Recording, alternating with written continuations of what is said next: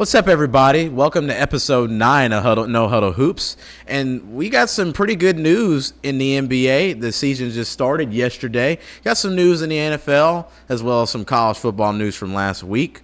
But let's get into the NBA news. OKC versus the Houston Rockets. Man, what a game. What a game. Oh, my gosh. Ending in double OT, the OKC Thunder beat the Rockets at home 125 to 124. Shai Gilgeous-Alexander goes for 35. Alfred Sengun went for 37. A lot of guys putting up major numbers in a thriller to kick off the NBA season. How about you recap OKC stats for us? Okay, Shai Gilgeous-Alexander had played 47 minutes, had 35 points, 5 rebounds, 5 assists, as well as 2 steals and blocks. Was 46% from the field, but he was 1.9. He was 1 from 9 from the field, from 3. Excuse me. He didn't play great from the 3, but he made the clutch shots when they were needed. Chet Holmgren played 39 minutes, had 28 points, 7 rebounds, and 2 assists. 64% from the field, 2 for 5 from 3, and was 11 for 17 from the field overall. And for the Rockets, Alfred Sengun played 49 minutes. He was the best player of the game, I believe. He had 39 points, 11 rebounds, and 7 assists. Almost had a triple-double there. Two steals and 1 block, and had a +9 -. He was 50% from the field. He was 5 for 8 from 3, and he went 12 of 24 from the field and made 10 out of 11 free throws. Kevin Durant, he played pretty well, but the only thing is he wasn't really clutch when the Rockets needed it the most. He only took 2 shots.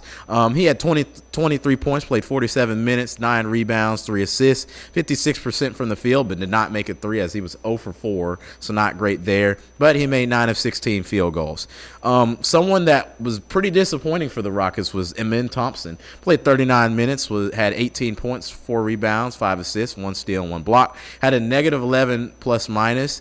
He was 47% from the field and did not make a 3 as he went 0 for 7 from 3. So not a good game from Amen Thompson. I believe he fouled out. Did he foul out? Amen Thompson. No, he did not foul out. He did not foul out. I'm sorry about that. Jabari Smith Jr. had 42 minutes, 16 points, 5 rebounds, no assists, 1 steal, 46% from the field, and 2 for 6 from 3, 7 from 15 from the field as well. And so let's talk about this. What are your thoughts on the game? As far as Oklahoma City goes, I would give the game MVP to Chet Holmgren, seeing as he's the reason that they were even keeping themselves alive, because we both saw Shai. He only put up 5 points in the first half. So Chet, going out and scoring what I think he had like 20 points through the first half. In quarter 1, he had 13. Quarter 2, he had 5. So no, he had 18. So nearly 20 through the first half, keeping the Thunder alive and, really showing up for this game when Shai he turned it on in the second half. But first, the start of the game is how you can tell who's going to control this thing. And Chet Holmgren gave it his all at the start, keeping the Thunder in this basketball matchup. So, but what I want to talk about more is the Rockets' holes in their offense. This 6'10" average lineup isn't going to work. They need to find a way to rework this because the ball handling, I think 5 players dribble off their feet because you're giving guys like Sengun and like Amen Thompson, who are not the primary ball handlers on the court. Well, they're missing Fred VanVleet badly right now because they need some playmaking. They got KD at shooting guard right now. They do, and they put up 21 turnovers. 21 turnovers. Not very good. That's not awful. This 6'10" lineup, look, you got to have smaller guards, okay? They're sluggish when it's, deeper into the game. Although it didn't seem like this is going to carry on into the season. They're only going to get slower from here. So you got to get in guys who are faster, who can move the ball, dribble the ball. But a lot of these guys sort of dominate in isolation possessions. None of them primary playmakers, especially Tari Eason, who had a disaster class of a game last night. In 22 minutes, putting up 3 points and 4 turnovers. And he had a foul. But if you watch the game, his impact on the Rockets was so much more negative than any stat can tell you. He was 1 from 6 from the field. He put up 16% field goal efficiency. Shea turned it on. That was an exciting game. Shea reminding us why he won the MVP and why he might win it again this year. Although I have Luka winning it, and he went crazy against the Warriors. He really did. Hey, Shea showing us why he has that gold patch on his jersey, and why he's just not leaving. Even though I thought wow, man, Shea did pretty awful in that first half. There's a reason he won the MVP. And Cason Wallace actually surprised me a little too with a crazy posterizer on Clint Capella at the end of the third quarter. That was insane. Yeah, it was, man. He put Clint Capella on I jumped out my seat. Him and AJ Mitchell both did pretty well in this matchup. 16 points, 50% from the field. A player I thought was pretty disappointing on the OKC side of things was Lou Dort. Lou Dort failed to get a block. He had one steal. When you're your primary, perimeter defender, it's not going to help much. And, maybe I'm going overboard on this because he's a perimeter defender. Yeah. And everyone on the Rockets is 6'7" and above. Everyone else is 6'11" besides him and Thompson. Lou Dort, he continues to be an offensive liability. Like you said, he's a great perimeter defender, which I believe. But he had 6.6 rebounds, 5 assists, triple single. You can't have that. He went 16% from the field. It's just he didn't play very well. But no, he really didn't. Shooting 16%, man. Wow. Caruso, these guards who are excellent perimeter defenders are going to have a really tough time going against Houston with this really tall lineup. But luckily for them, Houston has big problems in creating offense. Exactly. As they scored 124 points, and I was expecting this. I took the under just because I always knew that this Houston tall lineup wasn't going to score that much, especially when you have no playmaking ability, just straight one-on-one.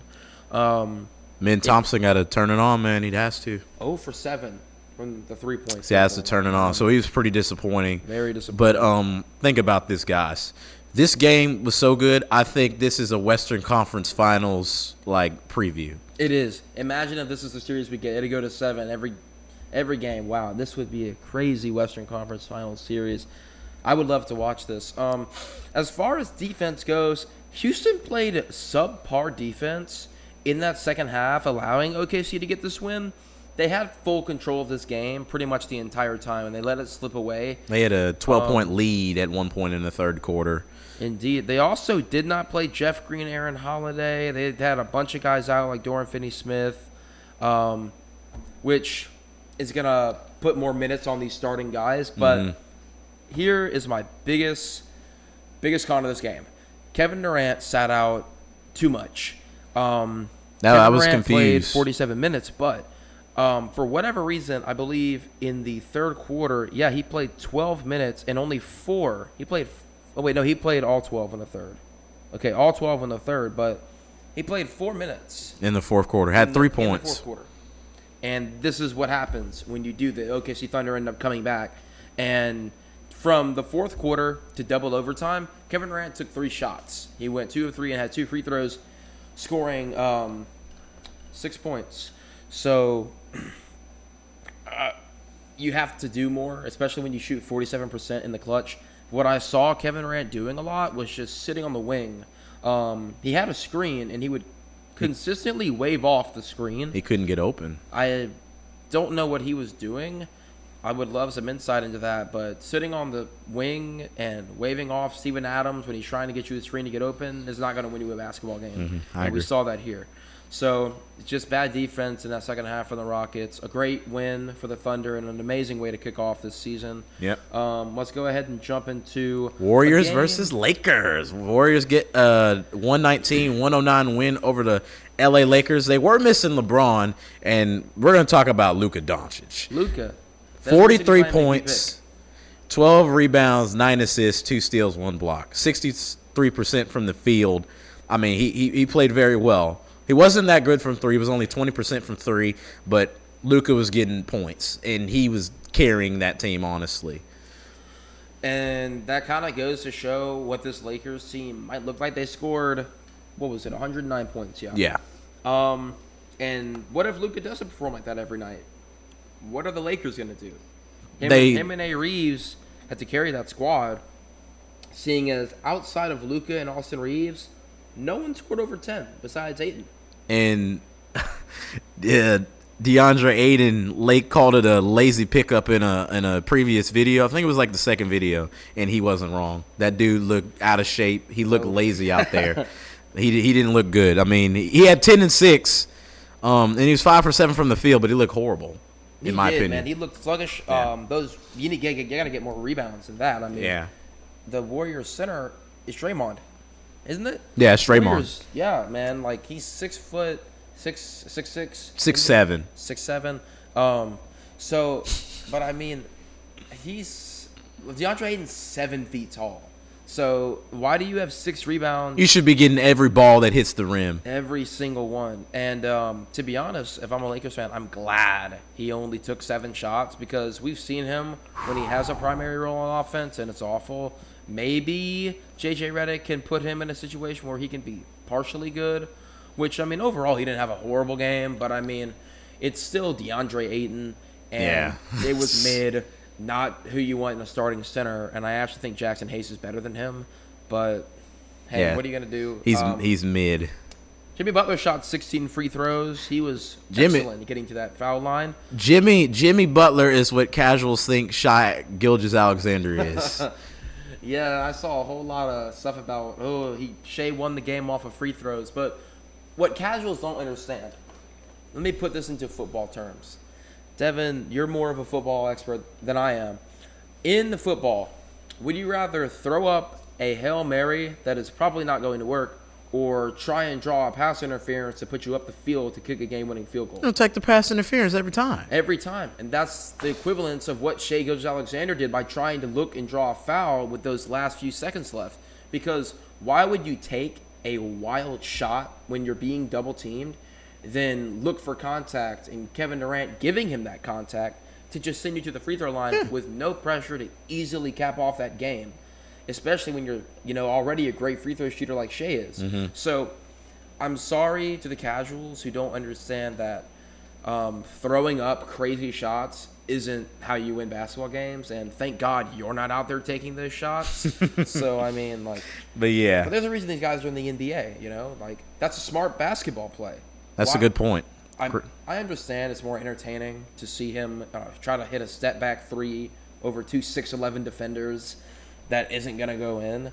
But think about it, you're trying to play the game to win. Yeah. And that's going to win you the game. Mm-hmm. Well, Jimmy ended up having 31 points. He played pretty well other than the 17 free throws he had.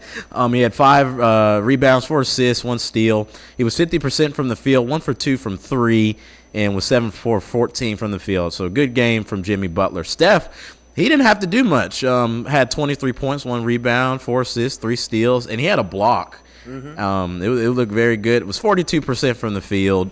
He'll heat up during the season. I'm not worried about him. Went 3 for 9 from 3. I really wish LeBron played in this game. Yeah. It'd be so much closer than it seemed. I mean, the Lakers led this game 2 times. They never looked in it. It was just Luka getting all the points pretty much for the Lakers. They led the game at the start, 20 seconds into the game. They took the lead, and then at the end of the second quarter, they took it, but then the Warriors took it back, and then the Lakers didn't lead the rest of the game. Yeah. They tried a late fourth quarter comeback, but it was just too late. Yeah, the Warriors cap off a 10-point win, I believe in Los Angeles. Yes, they capped us off in the Staples Center. Or no, the Crypto.com arena. Man. It's Staples Center. It's Staples Center. But before we go ahead and wrap up this NBA segment, I'm going to talk about Jonathan Kuminga as well. He impressed me. He had 17 points, 9 rebounds. Steve Kerr starred him. I mean, whatever beef you have, drop it. He's a good player. You need to give him as many minutes as you can so he can prove to you why he deserves to be in the starting lineup. But that's going to go ahead and wrap it up for the NBA. Great slate of games yesterday. Have more games coming tonight. Pelicans versus Grizzlies. Let's go Pelicans, man. Spurs and Mavs as well. Mm-hmm. So let's get into the NFL. So there's a reason we didn't upload last week's video. We said that the Bengals and Steelers game was going to be the worst game of the week. Well, I said it was going to be the worst game of the week. We said it was going to be low scoring. I said it was going to end 13-10. Joe Flacco versus Aaron Rodgers did not disappoint. Not at all. Man. Let's go. You want to go ahead and go over that a little bit?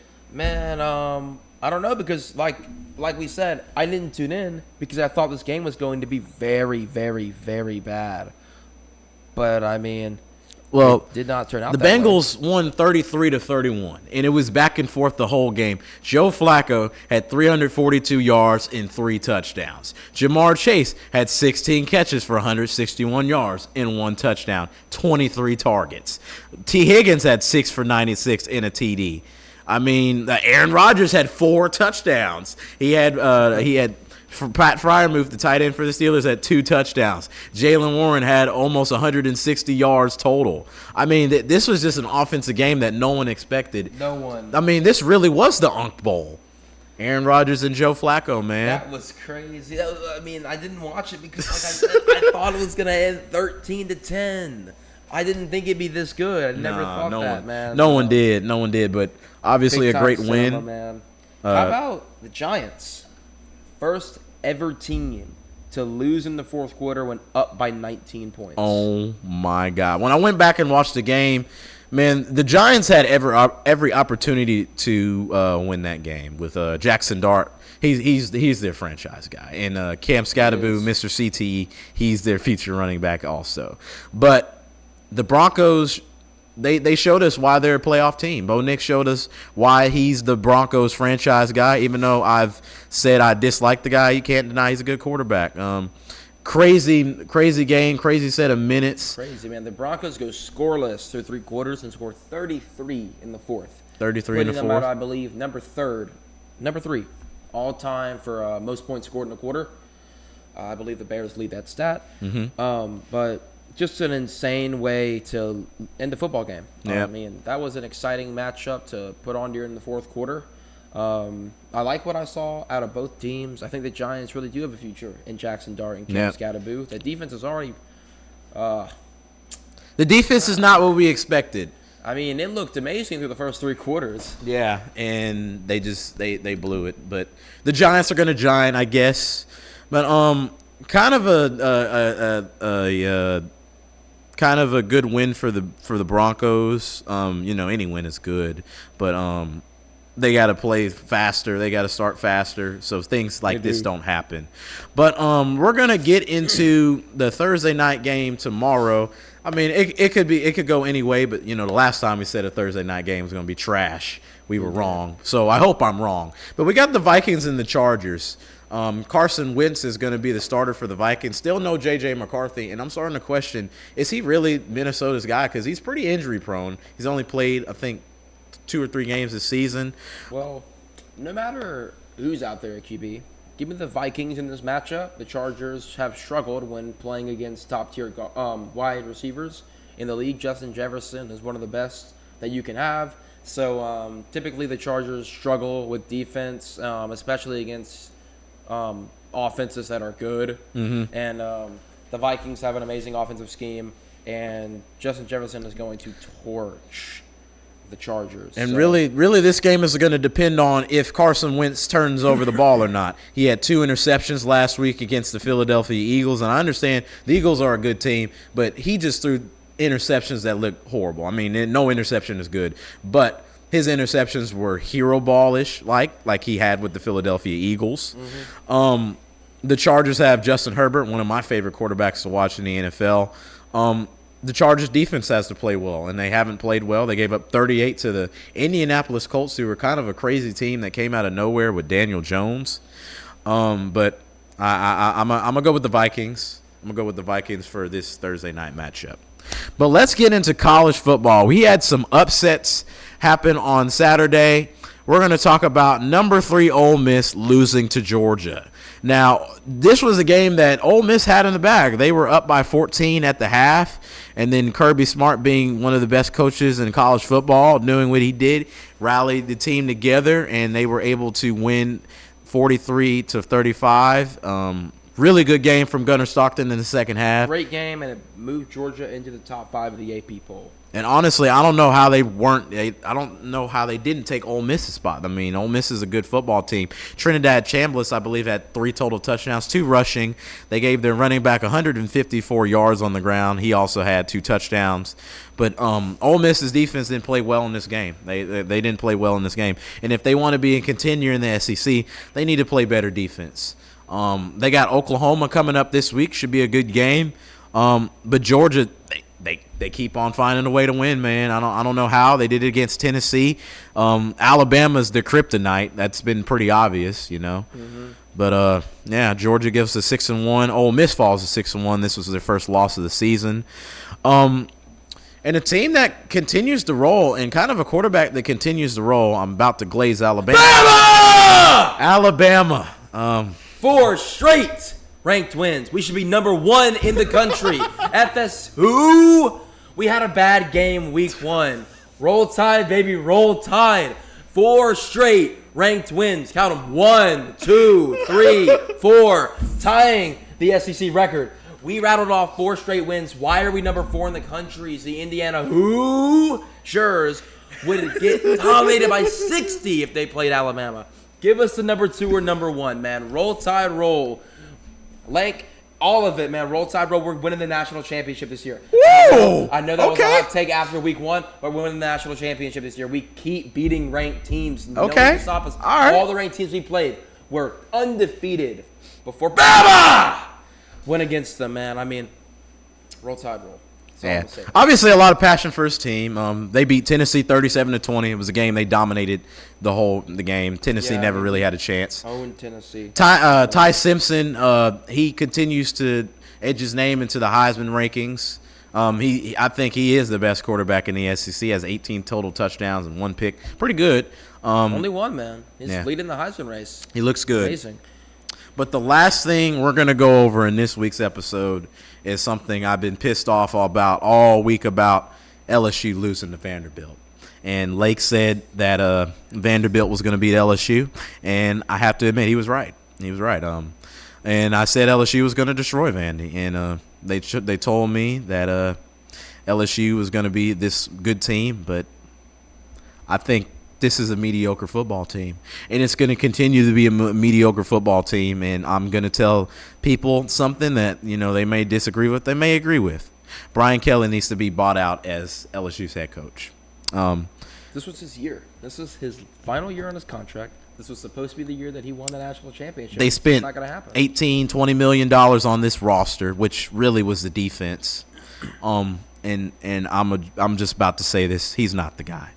He's not the guy. Coach O won in year 3. Nick Saban won in year 3. Les Miles won in year 3. This is year 4, and Brian Kelly has yet to win a big game. A game they needed against Vanderbilt. I underestimated Vanderbilt. I will full blown say it. I underestimated Vanderbilt. Diego Pavia is a good SEC quarterback. Do I think he's pro ready? No. But is he a good SEC quarterback? Yes.